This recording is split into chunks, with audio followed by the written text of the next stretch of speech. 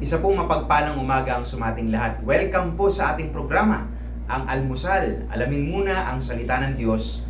At bago po tayo magsimula mga kapatid, samahan niyo muna po ako na manalangin bilang hudyat ng pag-uumpisa ng kanyang pong programa ngayong pong Sabado ng umaga nito. Sama-sama po tayong manalangin sa ating Panginoon. O Diyos, aming amang makapangyarihan sa lahat, purihin ka amang banal sa araw na ito na pinagkaloob niyo para magkasama-sama kami sa programang ito. Tulungan niyo po ang inyong lingkod at ang bawat isa ng salita ng buhay ay amin pong patuloy pong maging mabangong samyo sa iyo at magamit po namin sa pang-araw-araw na buhay. Muli po maraming salamat at ito po ang aming samot dalangin sa pangalan po ni Kristo Jesus. Amen. Muli po mga kapatid, welcome po sa ating programa, ang Almusal. Alamin muna ang salita ng Diyos. Mga kapatid, ito po ay isang recorded video sapagkat ang inyo pong lingkod at ang mga kasama po natin na ilang kabataan at mga ilang pong mga kababaihan ay mapupunta po sa San Marcelino, Zambales para po magkaroon ng mission at magpahayag po ng salita ng Diyos doon po sa lugar na iyon. Mga kapatid, kaya po itong video ay recorded mga kapatid. At of course, the following weeks ay tayo po ay magiging online ulit at live po ulit tayo. Sa mga gawain po natin para po ating masubaybayan mula po Lunes hanggang Biyernes ay meron po tayong pinapadalang sa bayang panalangin sa ating pong group chat.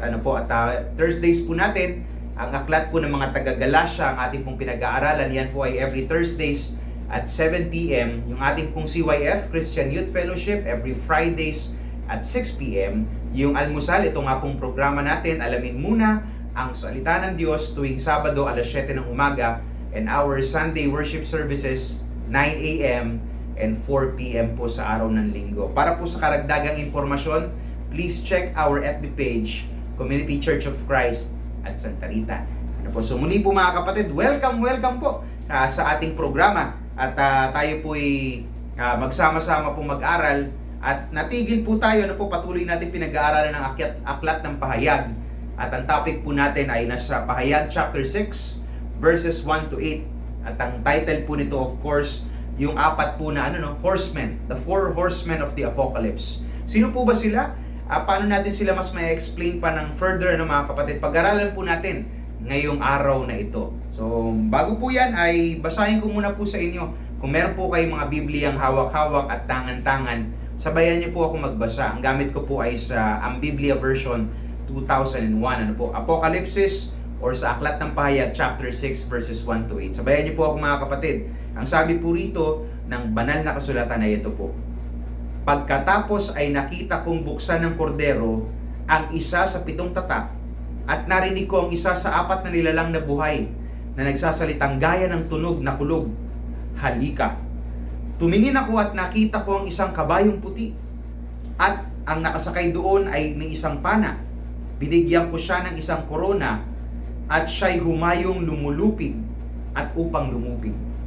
Nang buksan niya ang ikalawang tatak, narinig ko ang ikalawang nilalang na buhay na nagsabing, halika. At may lumabas na isa pang pulang kabayo, at ang nakasakay doon ay pinagkaloobang alisin sa lupa ang kapayapaan upang magpataya ng isa't isa, at binigyan siya ng isang malaking tabak. Nang buksan niya ang ikatlong tatak, narinig ko ang ikatlong nilalang na buhay na nagsabing, halika. At nakita ko ang isang kabayong itim. At ang nakasakay rito ay may isang timbangan sa kanyang kamay. Narinig ko naman na gaya ng isang tinig sa gitna ng 4 na nilalang na buhay na nagsabing, isang takal na trigo para sa isang denaryo, at isang denaryo ay 3 takal na sebada. Ngunit wag mong pinsalain ang langis at ang alak. Nang buksan niya ang ika-4 na tatak, ay narinig ko ang tinig ng ika-4 na nilalang na buhay na nagsasabing, halika. Tumingin ako roon at may isang kabayong maputla, at ang nakasakay roon ay may pangalang kamatayan, at ang Hades ay sumusunod sa kanya. At siya'y pinagkalooban ng kapangyarihan sa ika-4 na bahagi ng lupa na pumatay sa pamamagitan ng tabak at ng taggutom, ng salot at ng mababangis na hayop sa lupa. Pagpalain pong bawat isa sa pagkabasa at pagkarinig ng kanyang mga salita. Nakakatakot po kung ating titignan ang pagbabasa ng aklat po ng pahayag, especially po na nandito na po tayo sa tinatawag pong 4 horsemen of the Apocalypse. Mga kapatid, pag-aralan natin mga kapatid, ano po, kayo po ba nakakaalala po ba kayo ng yung inyo pong mga magulang, of course, mga magulang natin, at one moment of our time, dinisiplina nila tayo. May naalala po ba kayo na isang parte ng buhay ninyo na napakagrabe yung ano po, no, yung punishment na binigay po sa inyo ng inyong mga magulang, ano po. Of course, ako naalala ko yung nung kami po yung mga bata pa, talagang pinapalo kami sa puwet, ano, hindi matindi, ano, hindi naman ganong pero talagang mapapaiyak ka kung ikaw ay bata pa. Alam niyo po mga kapatid, this form of punishments ng mga magulang natin para disiplinahin tayo. Alam niyo po, naniniwala ako na ang Panginoon ay binibigyan din tayo ng palo para po tayo ay gisingin sa atin pong mga ginagawang kamalian o ginagawang kasalanan. I do believe that to sum up this almusal program na meron tayo ngayong umaga na ito po ay wake up call ng God. Kaya po makikita natin na tila baga nakakatakot yung mga nangyayari. Ito po ay marahil wake up call ng Diyos para sa sangkatauhan na manumbalik sa kanyang dakilang pangalan. Pag-aralan natin mga kapatid yung 4 horsemen of the Apocalypse. Gaya ng binanggit ko sa verses 1 to 8 na kani-kanina lamang po ay nabasa natin. Ang unang horseman na makikita natin mga kapatid, yung tinatawag na white horse. Ayan, ano? So, naalala ko si Mrs. ko tsaka ako, yung parang si Taylor, this is Taylor Swift yun, Yung white horse na yun mga kapatid is appearing the first one. Nung binuksan yung selyo, yun yung lumabas na yung kabayo. Kabayong puti. At merong nakasakay doon. Tignan natin mabuti mga kapatid, merong kabayong puti at may nakasakay. Brother JP, sino kaya nakasakay? Si Jesus Christ na ba yung nakasakay sa kabayong puti na yon? Kung titignan natin mga kapatid na mabuti, hindi po ito si Jesus Christ. So lilinawin ko po, no? So makikita natin na ang sabi po ng maraming mga commentaries, hindi po ito si Jesus Christ. Bakit po? Kung titignan natin, meron siyang tinatawag na pana. Ayan, nasabi rito na may pana. Ano po? Of course, kung makikita daw po natin, ang pana daw po ay simbolo ng kapayapaan. Ayan, ano? Ang pana po ay yung pana lang, wala pang arrow, ano? Yung pana lang ay simbolo ng kapayapaan. While arrows are symbol of war. Ayan po. So makikita po natin dito na itong taong to may hawak-hawak na pana. So pagdating po, ang ibig sabihin daw po nito, itong nakasakay sa kabayong puti na may hawak-hawak na pana, ang kanya pong pinepresenta sa mundo ay kapayapaan. Ayan po. Pero, mga kapatid, actually, ang totoo niyan, nagbabalat kayo lang siya. Ang tunay niya talagang pakay ay magbigay ng gera sa bawat isa. O kumbaga po yung pakitang ginagawa po ng taong ito na nakasakay sa kabayong puti is a person, a deceptive person. Ay mapagkunwaring tao na pinapakita niya ay kunyari kapayapaan, pero gera pala ang kanyang naiisip. Pagbabalikan po natin ang history mga kapatid. Brother JP, meron bang nangyari sa kasaysayan na ganito yung ginawa nila? Deception. Alam niyo po sa larangan po ng history at sa larangan po ng gera, marami pong mga deception ang nangyayari. Of course, may kasabihan nga, gagawin ko ang lahat para lang manalo sa isang gera. At yan po yung ginagawa ng maraming mga tao noong unang panahon. Isa nga po sa karumal-dumal na nangyari noong 1903, ang tawag po dito yung Great Britain's invasion ng Tibet. Ano po nangyari dito? March 31, 1904, meron po nangyaring altercation o yung paglalabanan na nangyari mga kapatid. So yung mga makikita natin, ang kalaban ng Great Britain ay mga taga-Tibet. Bakit? Kasi mahalagang lugar itong Tibet para parang isa siyang magandang lugar na kung saan magkakaroon ng strategic position yung Great Britain para hindi sila masakop ng I do believe parang China or something or Russia for the matter so kailangan talaga nila makuha yung Tibetan territory at ang Tibetan kasi is sila neutral. So binalak ng Great Britain sa kupin ito. Nung nagkaroon po ng palitan ng barilan, napansin po ng mga Great Britain, ang gamit po ng mga Tibetan ng mga primitive weapons. O talagang mga mga pana, mga palasok, kung ano-ano pong mga muskets, swords, Ano po, yan po yung gamit nila mga kapatid. Ano? So nangyari po, ginawa ng mga Great Britain sa Tibetan, nagkaroon po sila ng temporary ceasefire. O wag muna tayo magkakaroon ng putukan, wala munang away. Nagkaroon po sila ng ganun. Ano? So ginawa po ng mga Tibetans, kasi yung muskets po na talagang, yung parang ano po, kung naalala nyo, parang may pulbura yung ginaganon nila. Ano yung parang lalagay nila yung parang bola, tapos babaril nila isa yun. Ano? May kita nila noon, nung unang panahon, ginawa nila, meron parang ano yun parang tela. So nilagyan nila ng ano yun. They dose their match, binasa muna nila, o para hindi magamit. O sige, o para hindi kami magpaputok, patunay na ceasefire, o sige, babasahin muna namin yung mga weapon namin. Ayan, yung mga parang kordon, para hindi namin maiputok yung aming mga armas, sabi ng mga Tibetan. O yan ha. Sabi naman ng mga Great Britain, sa mga taga-Britain, o sige, gagawin naman namin, sila naman naka-rifle, ano, medyo advanced na yun. Ang gagawin namin, o sige, tatanggalin muna namin yung pinaka-bala. O itatabi muna namin yan para siguradong walang putukan na mangyayari. So nagkaroon po sila ng agreement, o sige, yan po yung gagawin natin. Pero alam niyo po yung nangyari, moments after na nagkaroon po sila ng tinatawag na ceasefire, ang pangalan po nung general ng Great Britain, Colonel Francis Young Husband. Hindi po si Phil Young Husband to, no, ng Ascals, ano? Si Colonel Francis Young Husband, alam niyo po ginawa niya? Nung nasigurado niya na lahat ng armas ng Tibetans, talagang okay na, hindi na sila makakalaban.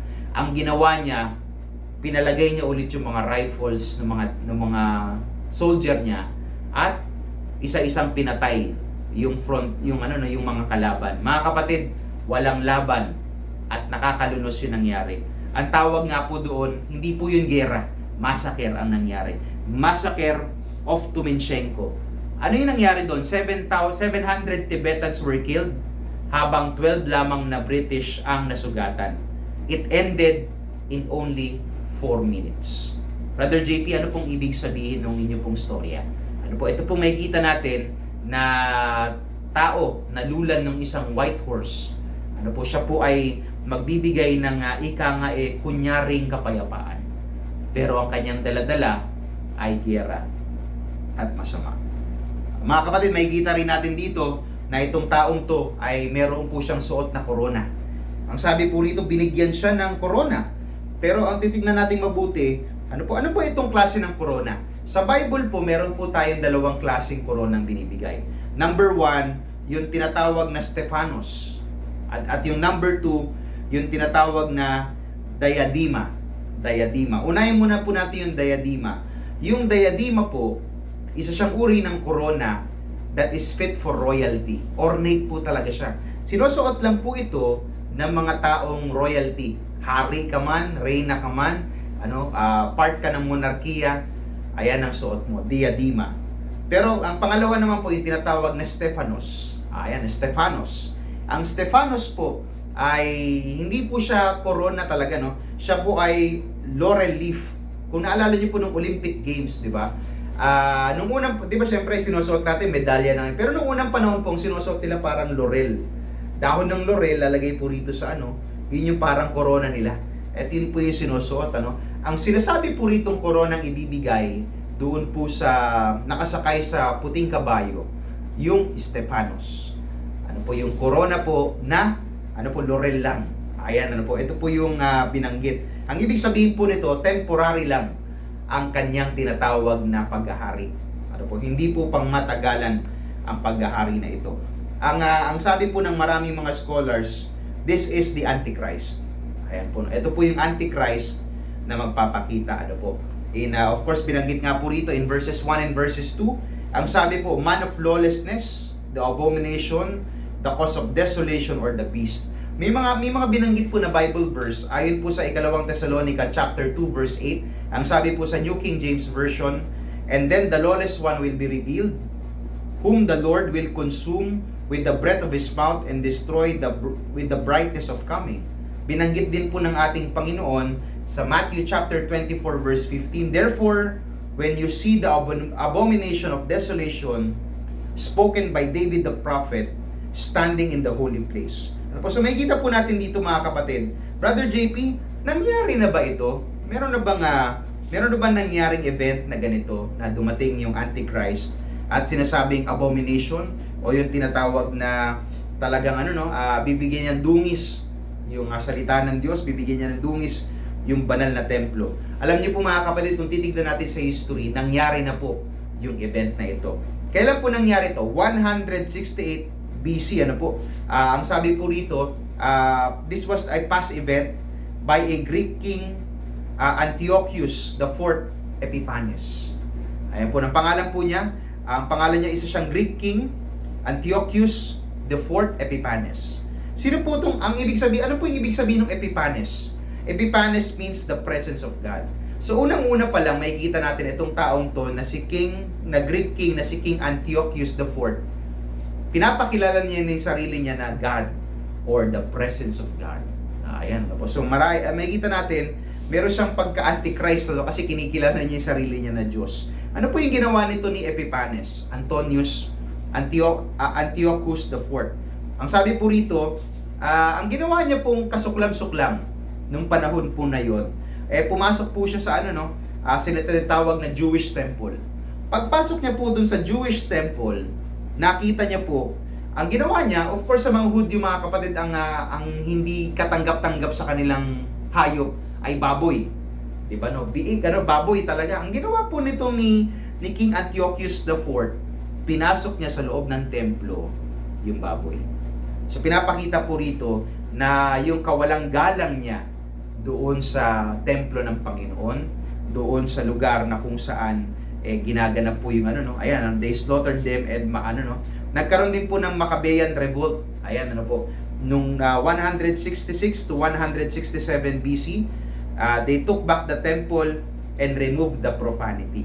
Ayan po. So may makikita rin tayo, possible Brother JP, meron bang possibility na magkaroon ng future event So ang pinakasagot po diyan titignan natin kasi ito yung prophecy So kasi binanggit ng Diyos binanggit niya kasi, therefore when you see the abomination spoken by Daniel speaking to the holy place. So ang pinakamahalaga dito mga kapatid, etong yung hindi kasi mahalaga kung darating ba or something, ang pinaka dapat nating tignan, ano ba yung darating na Antichrist na yun? Ano ba yung ugali niya? Ano yung makikita natin na marahil mangyari? The man who proposes to be God himself. Ayan, pag nagpakilala na siya mismo yung Diyos. Ayan, ito po yung makikita natin. 2 Thessalonica chapter 2 verses 3 to 4, let no one deceive you by any means, for that day will not come unless the falling away comes first, and the man of sin is revealed, the son of perdition, and opposes himself above all that's God, that is worshipped, and he sits on God the temple, showing himself that he is God. Ayan po. So magkakaroon po ng great apostasy sa time na ito. Marami pong aalis-lilisan sa pananampalataya. Nangyayari na ba ito sa mundo natin ngayon? Possibly yes, Kasi parang, di ba po kung mapapansin nyo, parang pagdating sa pag-aaral ng Word of God, wala nang gaanong interesado sa Bible. Marami nang parang mulat, parang sabi nila, mulat na yung aming isipan. Di na kami naniniwala sa Diyos.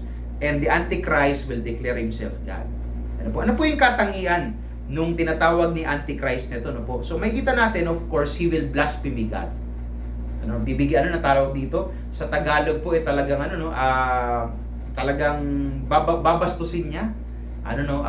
Nalimutan ko yung pinaka-word ng blasphemy So yung pinaka-babastusin niya, kumbaga pamumusong. Ayan Yun yung gagawin niya. Pangalawa naman po, he will exalt himself and he will build God's temple, proclaiming himself to be God.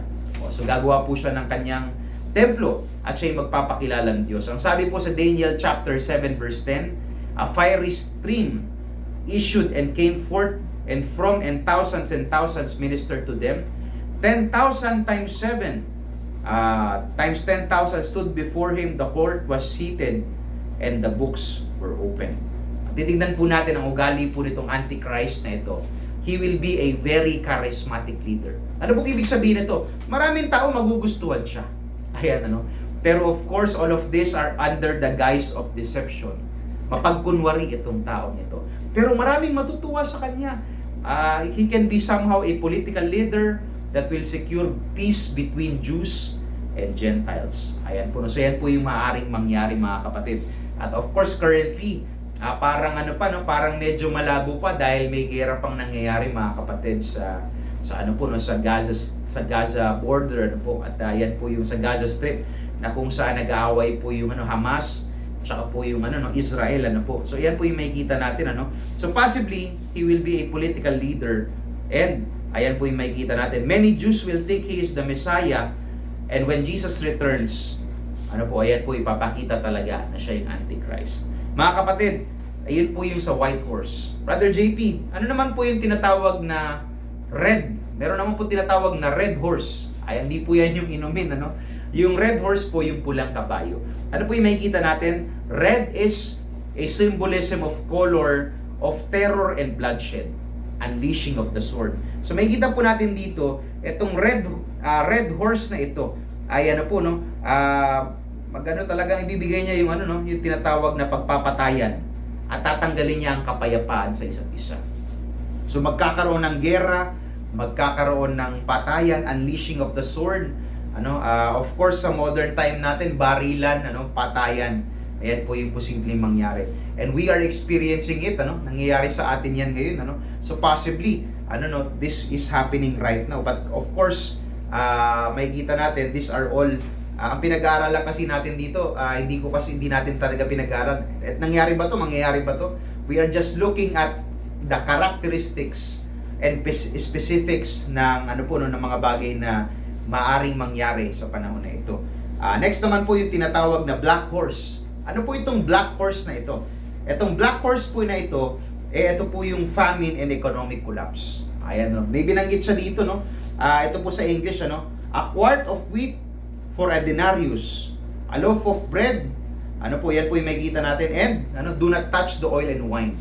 Ano pong ibig sabihin nun, mga kapatid, a quart of wheat for a denarius? Ang ibig sabihin po nun, ito yung tinatawag na inflation. Nangyayari sa atin ngayon yan, inflation. Ang inflation yung pagtaas ng bilihin. Nangyayari sa Amerika, nangyayari sa Pilipinas, at of course, pag nakikita ko yung Colombia, other parts of the world, inflation, hyperinflation are also happening. Parang kukuha ka ng parang alam ko yung I think sa yung Colombia, yung Bolivares. Yung magkakape ka lang, parang I think it would be 10 million Bolivares. Ang lalaki ng pera nila nang gaganon, So hyperinflation 'yun. So which is happening, So makikita natin a quart of wheat, maliit lang 'yun for a denarius. Ang denaryo po kasi isang araw na sahod. So makikita natin ang taas ng presyo. So parang po kung titignan natin in US standards, in dollar, a loaf of bread will cost you 200 pesos. Ay $200 or 610 pesos. Mahal po, no? So isang piraso lang po ng tinapay, isang loaf ng bread. Makikita naman dito, Brother JP, ano ibig sabihin ng do not touch the oil and the wine? The oil and the wine are significance of the wealthy. Ayan, So they will not be affected by all of this. This is 1% of the entire population. 99% naghihirap, nararamdaman yung presyo, nararamdaman yung kahirapan, pero there is 1% of the population that will never ever feel this kind of paghihirap, mga kapatid. Ito nga po yung binabanggit ko sa inyo, hyperinflation in Venezuela. Ang banggitin ko po rito, the country of 28 million experiencing multi-year wave of hyperinflation. That's seen, ano ibig sabihin ng hyperinflation? Pagtaas po ng presyo ng bilihin, at yung makikita natin hindi na kinakaya nung pera nila. So basahin ko po sa inyo, some of these were attributed to the currency controls by former President Hugo Chavez that loosened 2019 by Nicolas Maduro. This resulted in the minority of the Venezuelans opting to be paid in US dollars. So makikita natin yung mga ibang stores sa sa Venezuela, hindi na sila tumatanggap ng bolivares, yung kanilang pera. Dollars na talaga. Kasi mas kumbaga mas stable yung dollar. Kasi ang bolivares, mga kapatid, sa hyperinflation, pag natulog ka, for example, ang piso. Pagkagising mo agad, yung value ng piso magiging bababa na. Yun po. Yung value, for example, yung 1,000 mo, magiging 500 na lang, magiging 100, pababa ng pababa. So, nakakatakot ang ganitong buhay, So, titignan natin, ito po Noong October 6, 2023, ang $1 is 34.706 Venezuelan Bolivar Soberano. Ano po, Soberano Sovereign. Ano po, so yan po yung makikita natin. Ano po, kayo po, ang pinakatanong po sa atin na gusto kong iwan sa inyo at pag-isipan niyo po mabuti. Ano po yung pinaghahandaan natin? Ano po yung ginagawa po ninyo para paghandaan yung pagtaas ng presyo ng bilihin? Ano po yung ginagawa ninyo? Yung iba sasabihin siguro magtitipid kami. Di ba po may kasabihan, pag ang kumot ay maiksi, matutong mamaluktot. Ayan, yung iba naman po ay talaga mag-i-invest. Yung iba ay dodoble kayod. Ang dami po nating iisipin. Pero ito po yung mangyayari, posibleng mangyari sa atin. Ano po? After COVID-19, alam nyo po, nagkaroon po ng tinatawag na collapse, economic collapse. Of course, sa US nangyari yan. Sa Pilipinas din po, pataas ng pataas yung presyo. At talaga pong humihirap din po ang buhay. Ano po, yan po yung makikita natin. Yan yung number 3. Number 4, mga kapatid, yung tinatawag na pale horse. Ano po itong pale horse? Maputla, di ba? Pero kung titignan natin sa mas malalim pa, yung sa Greek term niya, yung binabanggit po doon yung parang chloro something, or ang kulay po ng kabayong ito, kulay green horse. Ano po, no? Ang ibig sabihin ng horse na ito is, pale or chlorolos, which came the word chlorophyll, kulay green. Ang ibig sabihin nito, the color of death, kamatayan. Ano po, anong gagamitin na weapons nitong pale horse na ito? Gera, taggutom, mga peste, plague, and wild beast. Yung mga hayop po, no? Ang sabi po rito, 1/4 of the world's population will die. So today we have 8 billion, the people who will die will be 2 billion people. Yun po yung mangyayari, mga kapatid. Nangyari ito sa history na maraming tao yung namatay. This was the Black Death, known as the pestilence or the Great Mortality Plague. Ito po ay bubonic plague na kung saan nangyari po sa Western Eurasia, North Africa from 1346 to 1353. The most fatal pandemic in history na kung saan po 75 to 200 million people ang namatay, mga kapatid, from the period of 1347 to 1351, mga kapatid. Kung makikita natin, mga kapatid, grabe, no? Yung tinatawag na white horse, yung red horse, yung tinatawag na black horse, tsaka yung pale horse. Kung pag-aaralan natin mabuti, Brother JP, nakakatakot naman. Ang hirap pag-aralan bilang isang Kristiyano ng mga bagay na ito. Ang gusto ko lang pong paalala sa atin, although these things are scary and frightening, nakakatakot po siya at talaga po nakakapangamba. We should always keep in mind that God permitted this to happen. Mga kapatid, ito po yung pinaka gusto ko sabihin sa inyo, no? Bagaman itong mga nangyari na to ay nakakatakot, may gera, may patayan, may pagbaba ng ekonomiya, nakakakaba. Pero tandaan natin, God permitted this to happen.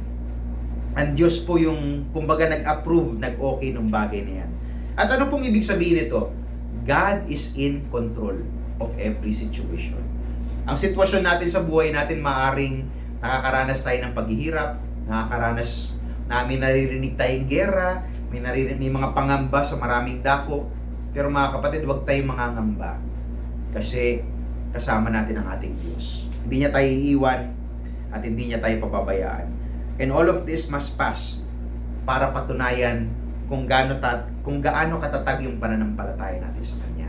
Kaya po ang pinaka-lesson natin ngayong umaga, kapit lang, magtiwala tayo sa ating Panginoon. Ang sabi ng ating Panginoon as my final words, mga kapatid, bago tayo magtapos ng ating almusal, in Matthew chapter 24 verse 13, ang sabi po sa NIV version, but the one who stands firm will be saved. Ayan po, but the one who stands firm will be saved. Ano po? Ayan po, no? Ang sabi po rito ay ang magtiis hanggang wakas ay siyang maliligtas. Tandaan natin, mga kapatid, nakakatakot, totoo. Aminin ko po sa inyo, ako rin mismo may kaba-kaba rin nung mabasa ko po yung aklat, yung parte po na ito. Pero mga kapatid, tandaan natin, our God is bigger than the problems, than all of this situation. He is in control and we have to trust in His holy name. Mga kapatid, nawa po, itong almusal program ay naging blessing po sa ating lahat. At mga kapatid, salamat po at magkita-kita po ulit tayo sa Sabado ng umaga po. Tayo po sama-samang manalangin muna ulit sa ating Panginoon na makapangyarihan sa lahat. O Diyos, aming amang makapangyarihan sa lahat, Panginoon, maraming salamat sa umagang ito pinagkaloob niyo po sa amin as we study the four horsemen of the apocalypse. Panginoon, nakakatakot, Panginoon, may pangamba, Panginoon, nang nalaman namin ang daladala ng mga mananakay ng kabayo na ito.